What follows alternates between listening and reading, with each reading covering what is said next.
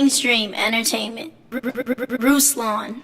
Yesterday, news leaked allegedly from the New York Times, which you could trust the New York Times however much you want to trust the New York Times, but allegedly it leaked that Donald Trump's taxes came out from the previous 10 to 15 years. Okay, now this is interesting, and I'm going to give you guys my prediction at the end of the video in terms of what I think is going to happen. Yesterday I did a video about Trump attempting to elect another Supreme Court justice judge. I think her name is Amy, conservative judge. Why? Because he gets another one. That's a lot of conservative religious people voted for Trump because of that, is Supreme Court judges. So, but the caveat being that in that, potentially he was going to try to dismantle Obamacare. Not a good look in the middle of a pandemic. And then, of course, again, yesterday, all over Twitter, $750 is apparently what he paid in federal taxes, allegedly, according to the New York Times. I first thought it was like $750,000. Like, I looked at it and I thought I read it wrong. I thought there was a K at the end of that, but no, $750. Now, I am an entrepreneur.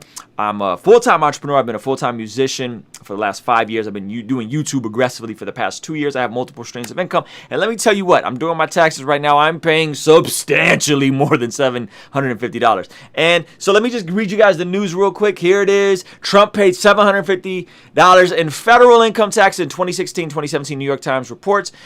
The Times obtained Donald Trump's taxes information and revealed that the president paid $700 in federal taxes the year he won the presidency. In his first year in the White House, he paid another $750. The report also reveals that Trump had paid no income tax at all in 10 of the previous 15 years. That's interesting. Trump responded to the investigation saying it's fake news, totally fake, and his tax returns have not been released. They are under audit.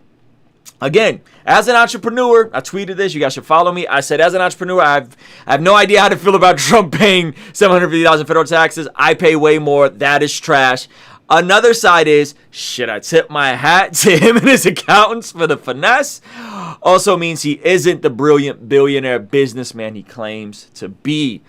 That's my initial reaction as an entrepreneur who pays substantially more. This is all alleged. I don't know if this is the real deal. If it is, it sounds very fishy. It sounds possibly illegal. Now, how do people do this? Funny, I thought you'd never ask. What happens is a lot of folks who are in businesses deduct a lot of their expenses. This is how Amazon gets away with not paying income taxes. Why? Because they take all of their profits and they pour them back into the businesses and building new factories and new centers, and they count it as a loss. Even though they had money came in, but they just deducted it. They poured it back into that's what Amazon does. That's why Amazon hasn't paid taxes. They paid like state taxes, but not like federal income taxes, right? This is not uncommon for business owners to do that. Okay, this is not uncommon. This happens all the time. But goodness gracious, $750. Goodness gracious, you run around here as the billionaire businessman. Like, you really got some ninja accountants that are doing this wizardry for you. And can you justify this? He's been talking about, I won't release my taxes because they're under audit. I won't release my taxes because they're under audit.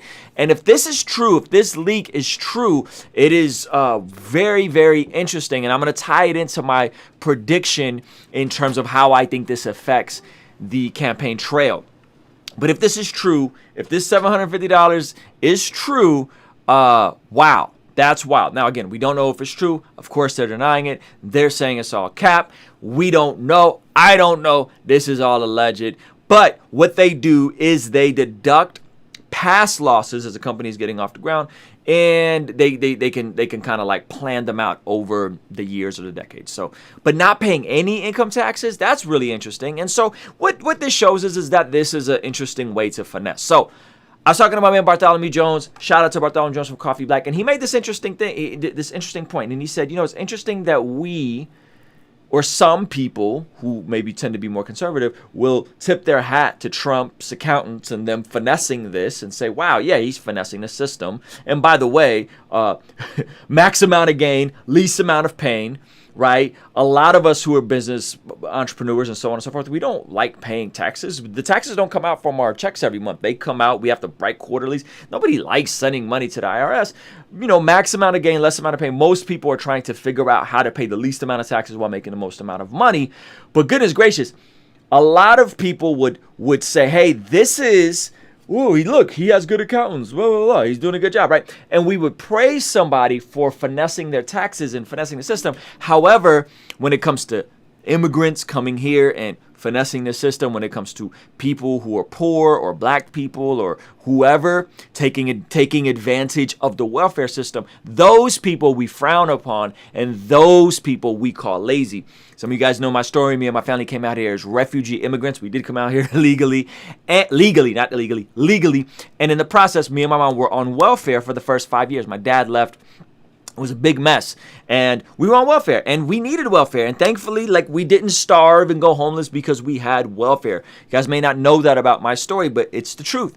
So it's interesting how we frown upon certain people, again, if this is true, for finessing the system and being lazy and taking advantage, while wealthy people are kind of praised or people kind of look the other way. I don't know. I hear you on the write-offs. I write off a lot of expenses. Most business owners do. But to only, like Trump paying less than me in federal taxes, I don't know, man. I don't know. All of this on the heels of a debate. All of this on the heels of the first presidential debate. So I'm going to tell you guys my prediction. But before I do, make sure you hit the subscribe button, the notification bell, all that good stuff so you don't miss a video you don't want to miss. Here's my prediction. Trump gets this conservative judge through, and it comes with some political cost.